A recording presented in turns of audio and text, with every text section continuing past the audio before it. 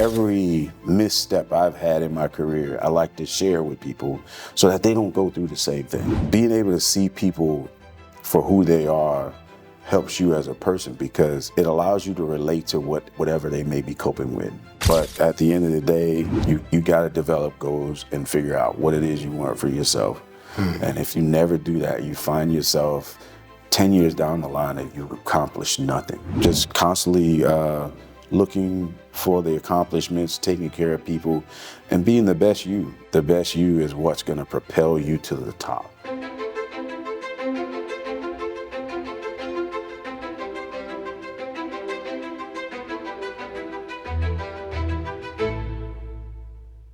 Welcome to a special episode of Prepare to Compete podcast, part of our Veterans Voices series. Today we have a privilege of speaking with a distinguished member of the United States Navy who are just months away from retiring from a remarkable 30 years of service.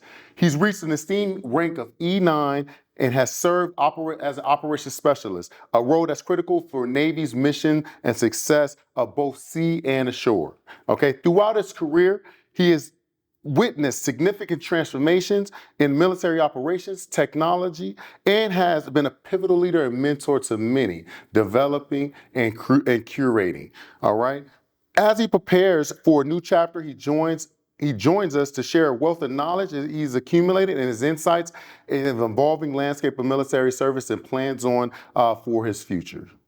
All right. With that being said, Mr. Master Chief Eugene, again, welcome to the show. Thank you for having me. All right. Excellent.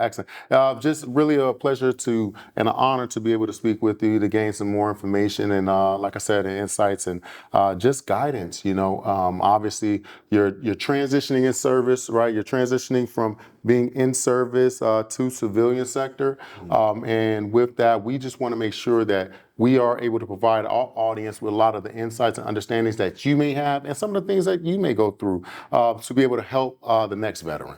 So and with that, again, and also just being able to share some of your background, right? Okay. Background understanding. But I mean, obviously, you know, we always ask our veterans kind of typically the first question, one, why did you even join the military? So joining the military kind of happened by chance. Bit of a story about how it happened. You know, it's babysitting my sister's daughter, and we just happened to see a recruiter out there. She wanted to talk to him. So that was the first step in this 30-year journey. So did that and took the ASVAB, went in. I was working in the shipyard. It was hot all the time. And I saw myself doing something different that would pay the bills or do whatever I needed to be successful because I knew I didn't want to go to college at the time.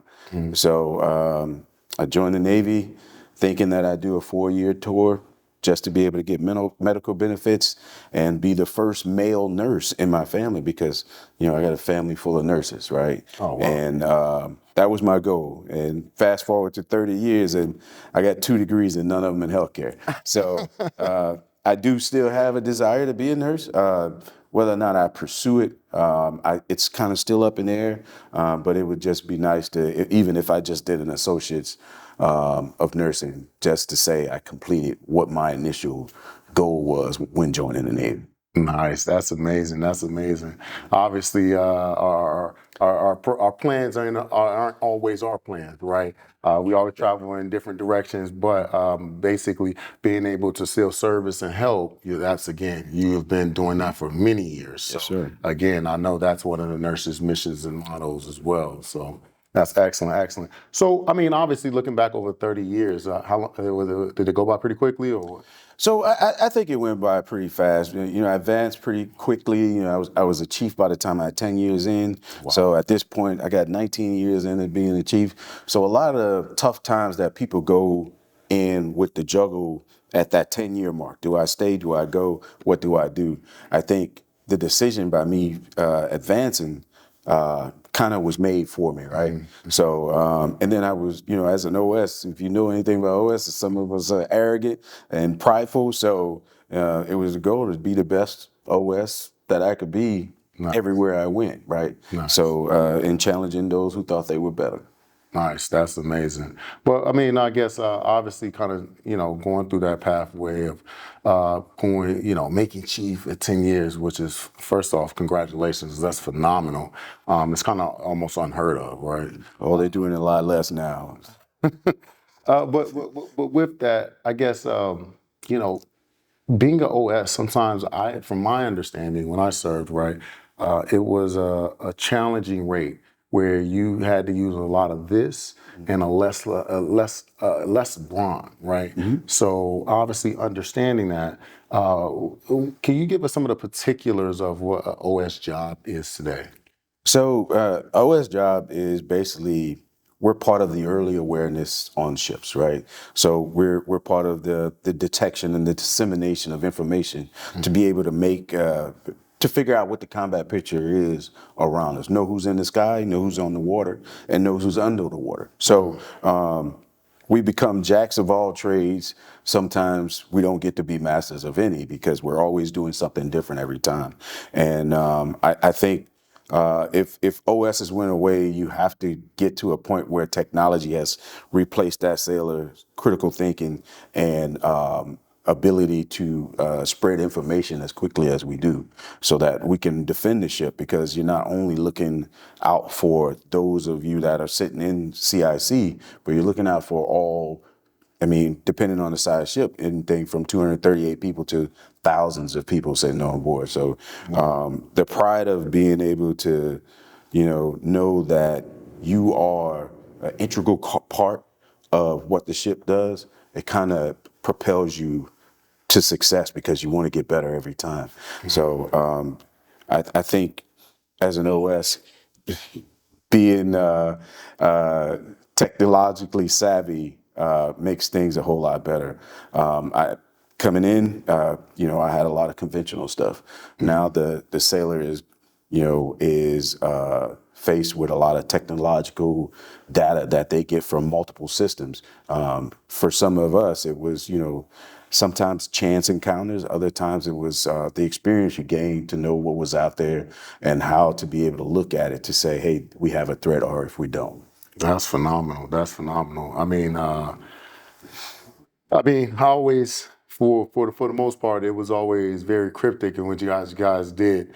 Um, it was one of those things, just trying to figure out, like, oh man, what is all I know is I guess the room is dark and it's cold up here, and it's like, oh, they're getting to it. I'll just leave it at that. I mean, that was one of my choices of picking it.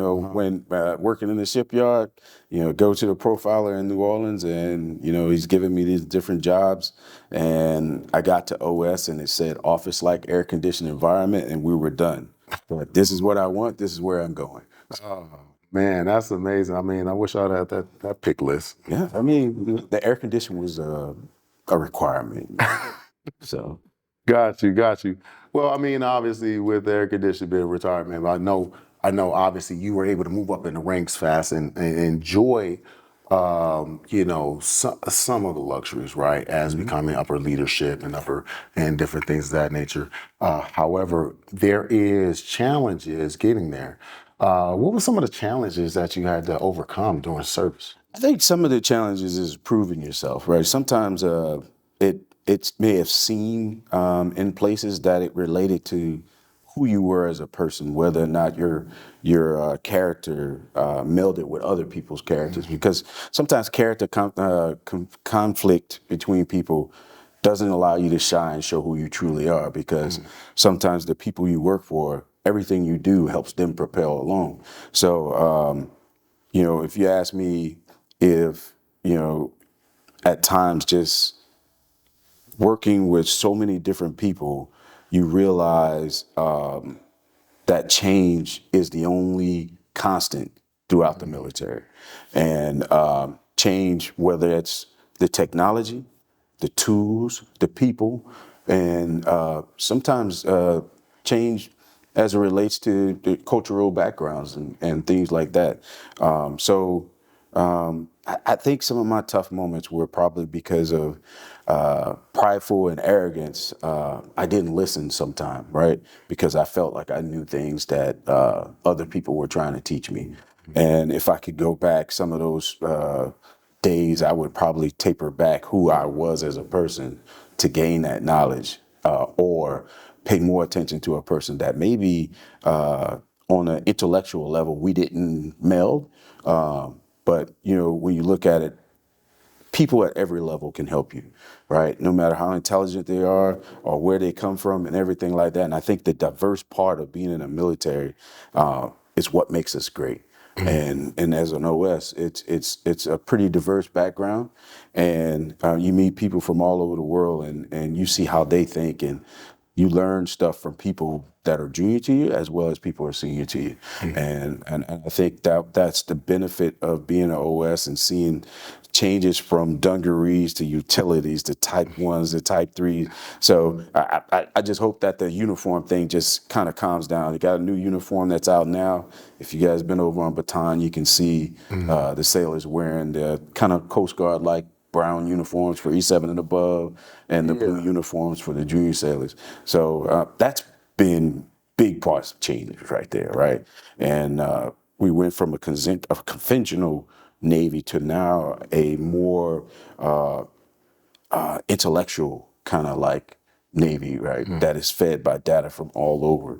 And it makes the job that I had as an E1 much better for any E1 that comes in the military today. Yeah, we're very in tune, obviously, with just the military, just in general. But Navy really, really resonates, obviously, of course, with my background. But now, there wasn't this amount of change ever. You're talking about a regiment that has been in place for years, just drastically pushing the needle in regards to change. Um, does that really affect your leadership style, or how has it affected your leadership So style? I think things that affect my leadership style are the people that I lead. Because at the end of the day, you don't lead to make more followers. You lead to build more leaders. And I think being able to do things like that, it kind of helps to get your mindset in the right place, because the adversary is actually driving the technology, right? So we're in a race to be up front, whether it's AI or whatever type of intel things. That's what's driving, all the changes in the military, right? The other side of change is recruitment, right? So recruiting numbers have been down. So there's been a array of changes as it comes to things like ASVAB scores or the minimum age to join and things like that. So we're trying to adapt and overcome to continue to be the world's finest Navy. I think again, for myself, there is no contention in our Navy, just in the sense of who we are. Right, the Navy has always been Human number one. face. Exactly. So, but it's just for my just understanding, with the change, I feel like a lot of times we're competing. They're competing with the civilian sector to recruit. And again, I personally believe the Navy was one of my best decisions I ever made in my life. Okay, and I think it will be a lot of other young people's best decisions that they made in their life with people like yourself. Um, Going down that pathway of understanding that E1 to E3 journey. Can you explain some of the triumphs that you had to go through, and also some of your biggest wins and highest highs and lowest lows in that time frame? So I think for me, I had a very good supporting cast, right? So I checked on my first ship, and I was, for a while, the only E3 and below. So I had a bunch of guys that were really smart. They took me under their wing. They trained me, and then there had times where the chief come along and say, "Hey, the trash didn't come out, get taken out," and everybody's looking at you, right? Because you're the bottom of the food chain. You're taking the trash out. Yeah. But I think the journey I had from E1 to E3 was not a very difficult one because I didn't come through the Navy in the beginning in a complex world, right? I think things now are more complex with social media and different things pulling for your attention. So, like you mentioned about the Navy kind of competing with the civilian sector, at times I don't think we can compete holistically because of pay ranges, right? Because people doing some of the things we do can get paid a whole lot more on the outside, but on the inside, you think about change as it relates to the Navy and the free world is the Navy adapt this stance to be able to better prepare people on the outside because they're kind of moving toward a corporation, more of a business type model than a more like military service. Yeah.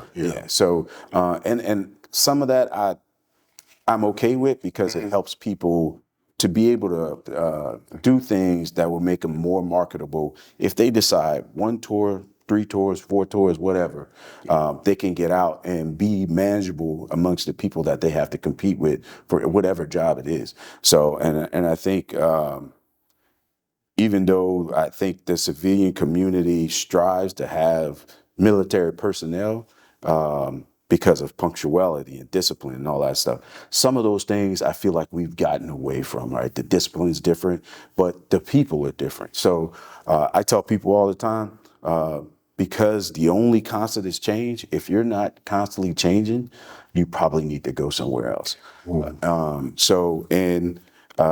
the younger group of people, I've realized it's my time to retire. And the reason being is I don't, I guess my mindset doesn't allow me to see their frame of mind or their level of thought. Because sometimes, I mean, we have a whole lot of really smart people, but it may be used for different purposes, like how do I get out of this or how do I do this? So, but I know we have adapted to society to be appealing to people to come in so that they can be successful. And if you're in the military, it's successful, there was probably a time where you didn't know if you were ready to be on your own, away from your parents or whatever like that. So, but as I grew up and you had all the fun, it got to a point where I realized I loved what I did and I wanted to continue to do it. So, and it made me better because just constantly knowing, if not exact phrases or verbiage to things that we had to do, I knew where to find it. And that's the key to being an OS. You just got to know where to find stuff because we don't get all the high level training that many other races because we're not really tacticians. We're, well, I guess we are tacticians, but we're not people who work on our own. We don't work on anything, right? Yeah. So we rely on people for everything. So if we don't have comms, we're relying for another group. We don't have a good radar picture, we're relying for somebody else. So there's a whole lot that we are, I would say, stifled in a bit because we don't get that advanced training that would make us even more successful at what we do. Yeah, and it's I think it's very interesting, right? You're mentioning with this change, being able to adjust to the, I guess, younger demographic, right? And I'm a direct lineage from you guys, right? I think I was that almost that cutoff of the last of the Mohicans that got through because it's a different again. Seniors. Yeah. So the whole millennial Gen Z type of crowd, obviously, it's a different mindset. It comes a different environment. Though it is a different environment, it's not saying it's good or bad. It's just a tough adjustment that you would need to make. But do you see other, leadership having that tough adjustment? I think for some of us older folks, we do because once you get your mind set on this is the way things are to be, sometimes change is hard to kind of adapt to. But I think leadership is leadership, right? And I think that once you reach a level of whether you're a Master Chief or you get to the oh 06, oh 05, oh 07 level, you've learned to be a leader of people. So you listen and try to relate so that you can understand what it is a person's going through so that you can be better leader for them and them be a better person for themselves. I think we have to first understand that everybody's not against you, right? And though you get that storm cloud over you and you seem to be fumbling and you can't get things right, sometimes it takes stepping back or listening to somebody else to see where you really are. So being able to navigate through your career from whatever rank you come into, leading to retirement or transition out, takes you constantly evaluating what your goals are. Yeah. And if you're not evaluating your goals, maybe you're stagnant and you need to develop some goals so that you have a sense of direction. Because, if like stay with this business, if you never had an ultimate goal of what you saw as success and metric to measure that, where would you be? You could still be at ground zero, right? So people that sometimes have a hard time with that, it's because they haven't really realized that I've grown up and I need to figure out what my path is. Yeah, those analytics, those measurable goals, that foundation. But I think again, a lot of times people don't have someone to instill that in them, and a lot of times the military instills that in you. And it gives you that structure, it gives you that understanding, it gives you a sense of direction. But before the military, who gave you that sense of direction, that moral compass? So my parents. Both of my parents was there my entire life. My dad recently passed last year, but my mom was the disciplinarian, right? So when it came to right or wrong, she made sure you knew right or wrong, and she taught you with the metric, which was a leather belt at times or extension cord, how to better navigate so you don't end up back here.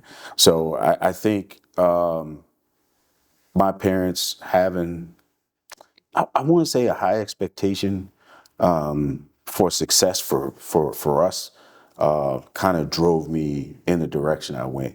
Even though I wanted to do it in nursing school, I got in the Navy and I started liking being an OS. And because I liked what I did and I felt I was great at what I did, that's what I wanted to continue to do. Wow. So I think the values instilled in me from being raised by my parents and the rest of my family helped me be successful. Yeah. So I remember my mom saying, it doesn't matter what you do, just be the best of it. If even you're out scooping, horse manure behind a Mardi Gras parade or something like that, be the best at it. So, but have an idea of what you see and value as success, right? Because everybody's view of success is not the same, right? So I may have a more narrow focus because now I'm older, whereas when I was younger, it was a wide, broad view of what I wanted to do. So I think now honing everything in, I think more analytically before I do, right? Before, when you're younger, I just did. Yeah, I was happy with whatever the outcome was. Yeah. So though many people might have been, hurt, whatever it is, Yeah. you didn't care about that. All you cared about is self. So now, after so many years, I feel like I've been a parent to a lot of young people who needed structure. Yeah. And because of that, I think I've helped them steer themselves in the right direction. And because of social media, now you get those attaboys from people who really didn't like you back in the day, right? Wow. People that, was like, oh, this dude is terrible, right? But then later on, it was like, hey, thank you for actually the day you did X, Y, Z, whatever it was, because I feel like if I see you mess up, I'm going to say something to you. But, and if you seem like you're moping around or whatever, I'm going to tell you, hey, that event is over, right? Yes, I was pissed. You probably didn't like what I said to you, but I don't want you walking around in eggshells because we had a certain conversation. I want you to know that I'm still here to support you no matter what, because your success is my success. And if I cannot stress the level of understanding that everyone should instill in that. It sounds, again, through your career, yes, you provided corrective actioning, but it was within care, right? Care, love, understanding, and also we still got to get a mission done. Yeah. We still got to complete a mission, and translating that sometimes it gets a little difficult for some military members to translate that in the civilian sector. You brought up why should the civilian sector hire and desire veterans, right? Punctuality, understanding that they're going to be the best at something. Yeah, commitment. Commitment, right? The three pillars: honor, courage, and commitment. Yeah. And then being able to instill that into someone's company or business, it becomes such a great thing. But sometimes it is so very difficult to transition for some veterans and understanding their value because. And personal story, transitioning out, it was very difficult, right? Understanding the navigational ways, not being in a place of structure where you don't have 3 meals in a cot a day, okay? Regardless of what. Or a paycheck every 15 days. Paycheck, right?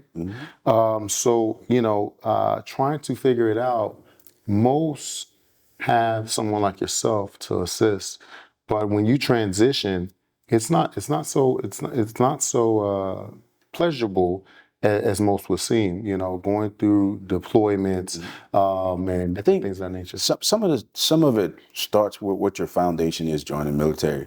Like I said, being one of the junior people on my first ship, I had a very good, I say supporting cast, but I was the support, and they were the main characters in molding what I've become today, right? So I've had so many people that took the time, stop, drop anchor, talk to me, and put me on the right track. If it weren't for those people, just to name a few: Dave Lee, Harold Brown, Ed Shaw, Dan Shaw, those people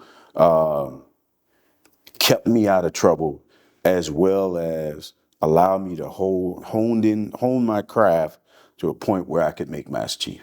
So you got to give people their accolades and things like that, because there's never a time when you're doing it on your own when you're in the military, right? And I think the Navy's focus, or the military as a whole, the focus when I came in is mission, mission, mission, mission, mission. Yes, sir. Right? Now we're putting people first. All right. And everybody may not agree with the way we're doing it, but if you don't have people, you can't complete missions.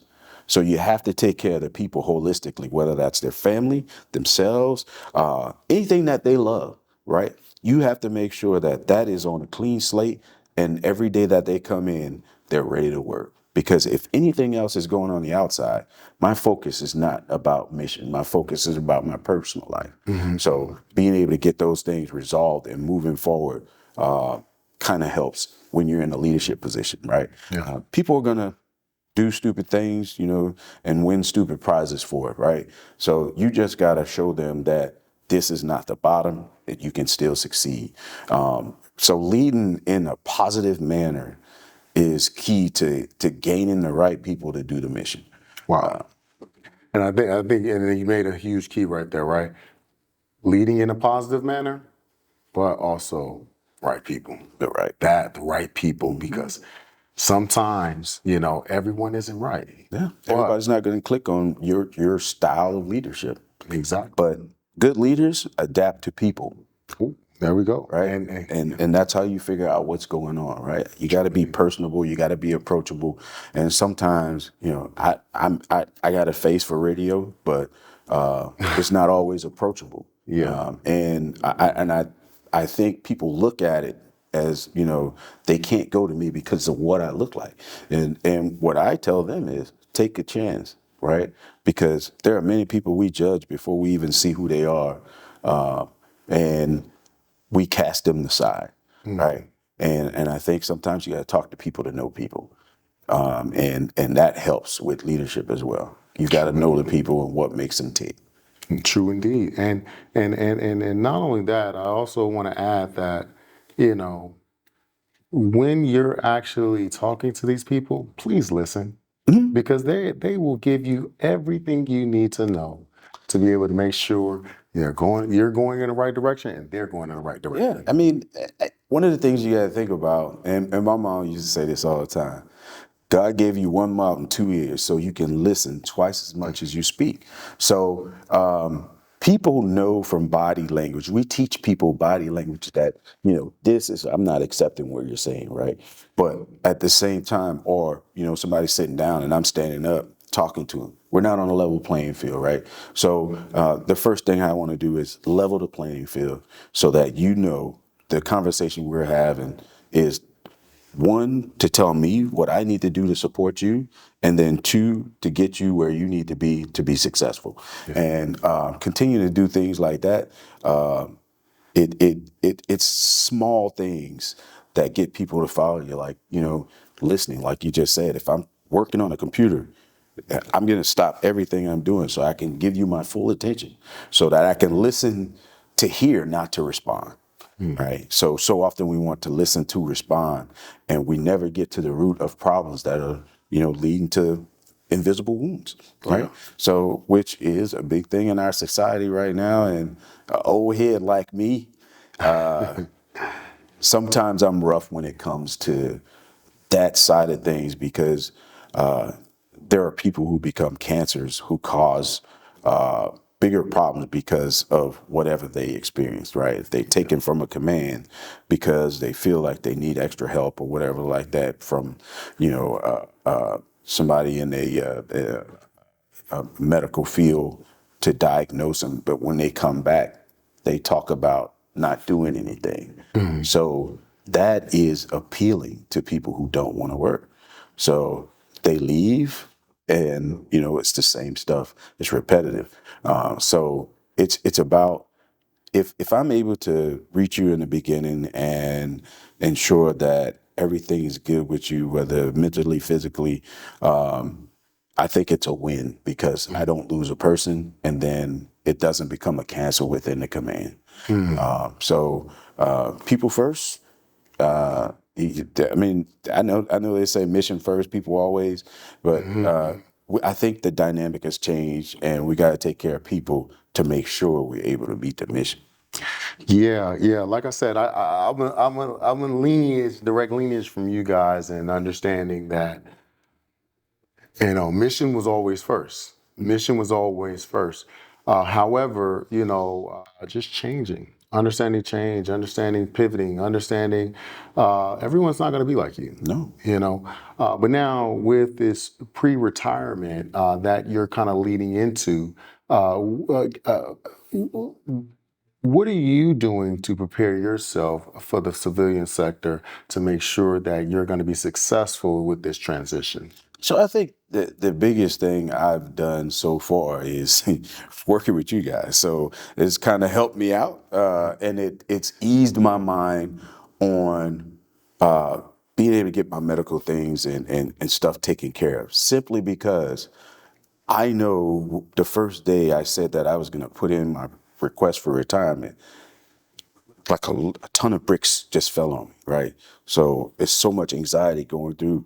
Am I still going to be able to take care of my family? Am I going to have extra for anything, right? So the other side of that is, throughout my time in the Navy, I've gotten educated, right? So I've gotten educated to a point where I feel like I'm marketable, and I can compete with anybody from the civilian sector for a particular job or skill, right? And I think that's one of the things too that every misstep I've had in my career, I like to share with people so that they don't go through the same thing. And being able to see people for who they are helps you as a person because it allows you to relate to whatever they may be coping with.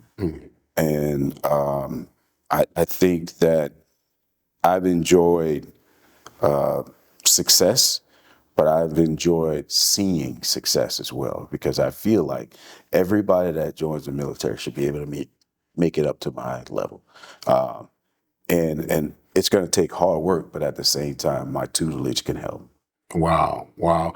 And again, in my eyes, seeing Master Chiefs, high-ranking officers, captains, and different things of that nature, I think you guys are the cream of the crop. I think you guys are the cream of the crop. And why I say that is because I did serve, right, and understand the level of leadership, tools, and your attributes that you must have to be able to become who you are. It doesn't always translate well in civilian sector. Now, let me ask you: do you feel as though that you've prepared yourself enough to, when you transition, to really make sure you're taking the right steps in directing a civilian sector? That again, being a Master Chief, but then now you're civilian, starting back over. I think I have because I had never stopped learning, right? So, and no matter what environment you go into, you still have to learn the ins and outs of what it is expected of you, right? The A level of healthy competition only makes you better, right? So you go someplace, and I mean, we do it all the time. As a leader, you can watch people come in who seem like they may be better than you, but they're not at your pay grade, right? The first thing some people want to do is grab them, chop their heads off because it makes me look bad because you're doing more or you're doing better or you're more knowledgeable in a certain thing, right? I like to take a different look at it. I like to say, okay, I get there, or the new person comes there and they have a wealth of knowledge. So my job is to propel them up the chain of command, whether it's through evaluations or nominations for sale of the quarter boards or all this other stuff, so that they can see that we're not in competition, right? We're a team. And my job is to bring you where I am. And the thing that I do know, being a chief for so long, is everything that people do that are working with you, and I'm trying to get to stop saying people who work for me, people who are working with you, it's a direct reflection of what you have done to support them, right? And it's a direct reflection of your leadership, your care, and thoughtfulness to be able to take care of people. And as long as those people are thriving, I can thrive just by the things that they accomplish, right? And any accomplishment that I have, I feel like I don't need a bunch of things to make me look good. So it's for me to pass those things on to them so that they too can be as successful or be viewed as their best selves. I don't believe in butt kissing and all that. You don't need to do that to be successful. You just got to be smart. You got to know what your job is. You go every day to be put in mindset that I'm going to be the best whatever, and look for the competition, because competition always exists, but healthy competition makes better leaders, better sailors, make the mission complete, things like that. True indeed. I couldn't agree with you better. I couldn't agree with you more because when you talk about going through those navigational waves, just civilian life, whether it's a civilian sector or a civil service or military, you want to find the best, right? You want to find the best, learn from the best, but also your target. Yeah. You know your target because you mentioned having measurable metrics. How do you measure it? Well, I measure it by the best. He's the best.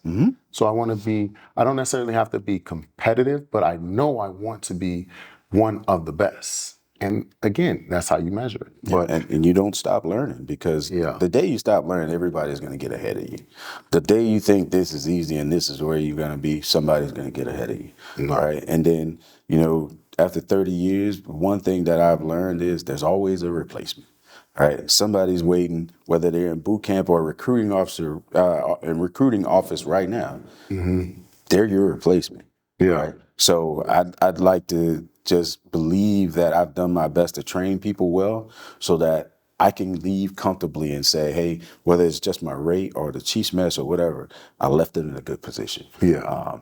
But other people may not see it the same, right? Because of all the changes. Oh, it wasn't like this when I was in. This is not your Navy, Oh, right? So you got to be able to understand that the Navy today, 2024, is not somebody who retired in 2012. It's Yeah. not your Navy, right? Yeah. So the adapting and the changing and stuff like that is to be able to better support people, make them more successful, make us more successful. And it's all about unity, right? That unity, that development, growth, and also protection. But I'll tell you one thing. I'll tell you again, myself. I don't know why would I ever think this. I was E5, getting out of service. I was, again, lead petty officer, doing, taking the right steps, grinding, taking the right steps where we need to go. For some odd reason, again, my mind, I'm getting out. One of the first thoughts that came across my mind. Well, how is this division gonna run when I'm not here? I look at that statement. So what you got to ask yourself is, how did it run before you got there? Exactly. So there's always a genesis to everything. Sure. There's a genesis and a revelation. So, and the revelation is going to be you realizing that they ain't really need me. I did stuff, but there's somebody else right there is no, and it's giving somebody opportunity to be them best selves. Yeah, Right. yeah. And I've had thoughts just like that, right?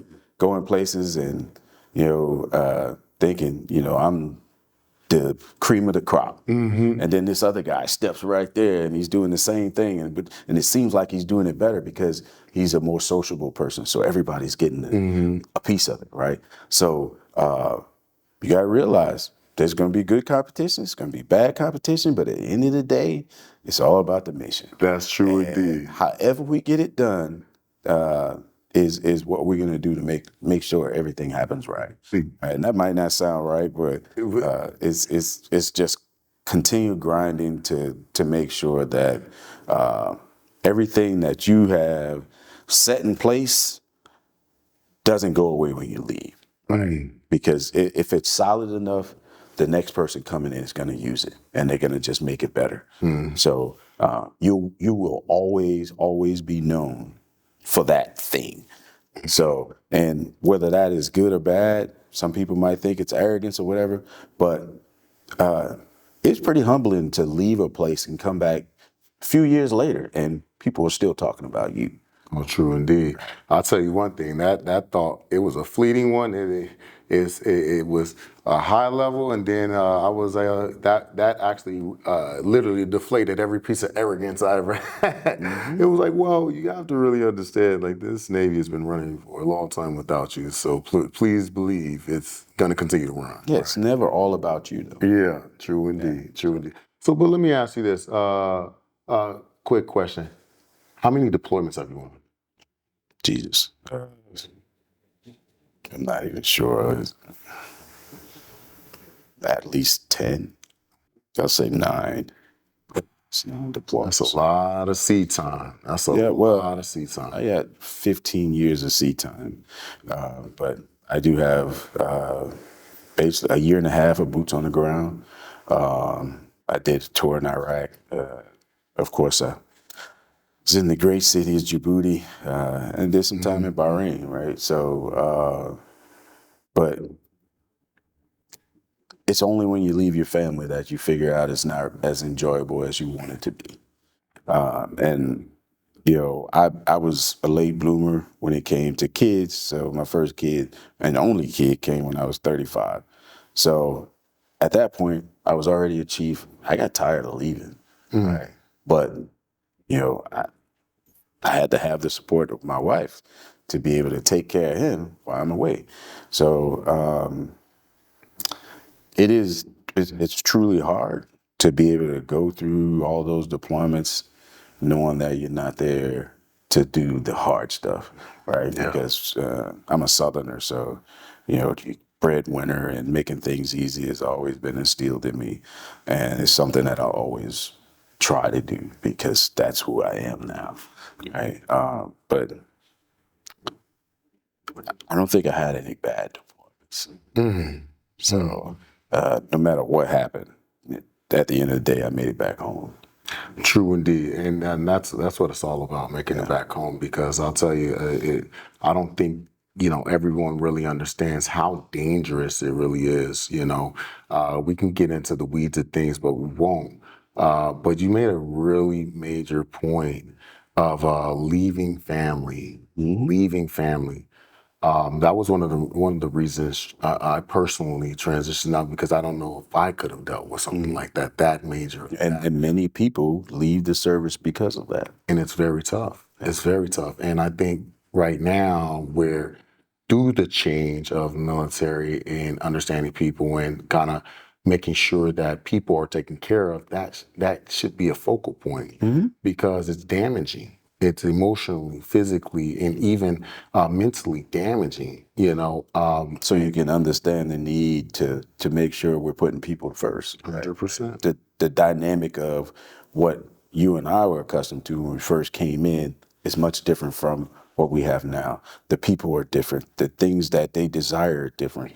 The with them, like they used to say back in my day, what's in it for me? It's different. Yeah. So we all know that one thing sailors do desire is liberty and money.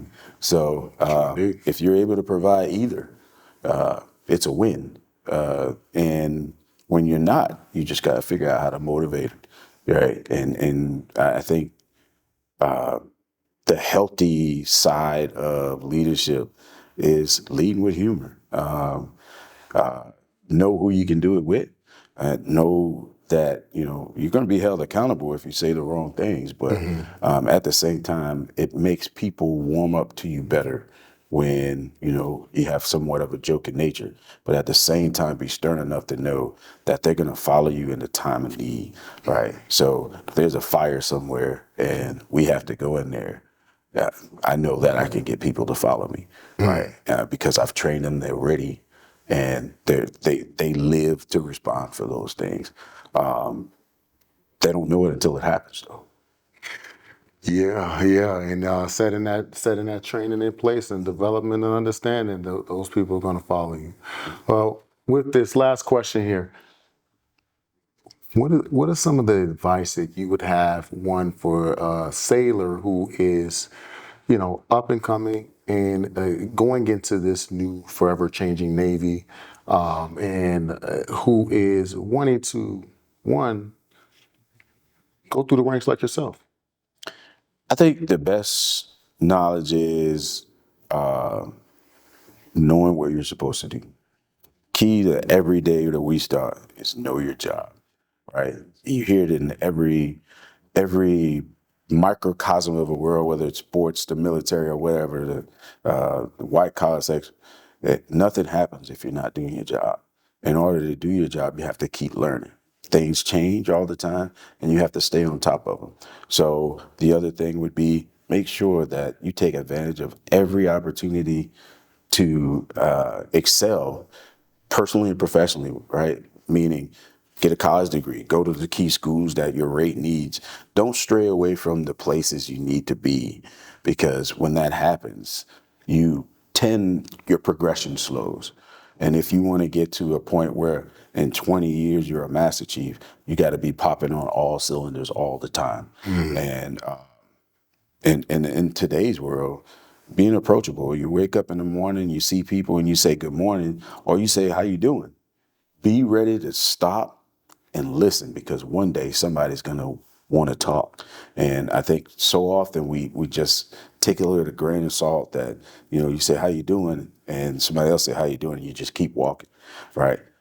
somebody one day throughout, I know for my 30 years, there's always somebody is not doing good, right? And it's whether you're paying attention enough to see it or they actually come and talk to you because they value your opinions and things like that. So just being personable, constantly learning, taking advantage of every opportunity that's offered so that in the end, you feel comfortable about what you've done for whatever amount of time. But at the end of the day, you got to develop goals and figure out what it is you want for yourself. And if you never do that, you find yourself 10 years down the line that you've accomplished nothing. So just constantly looking for the accomplishments, taking care of people, and being the best you is only going to help you. And that best you comes with you, whether you're at work, with your family, or out on liberty somewhere in a foreign country. The best you is what's going to propel you to the top. And it's also going to get the people that you show that type of leadership to do the same, because it's infectious. I think leadership is infectious. There are people that say you're either born a leader or you're not. Well, I beg you to differ. There are people who are introverts that can become some of the best leaders in the world. So, and you just got to know what you want and what you do to accomplish those wants and needs. But yeah, that's the best advice I can give is always be striving, look for healthy competition, and have a winning attitude. Yeah, that positive winning attitude is more important than you think. But I'll tell you one thing: we are honored to have you here.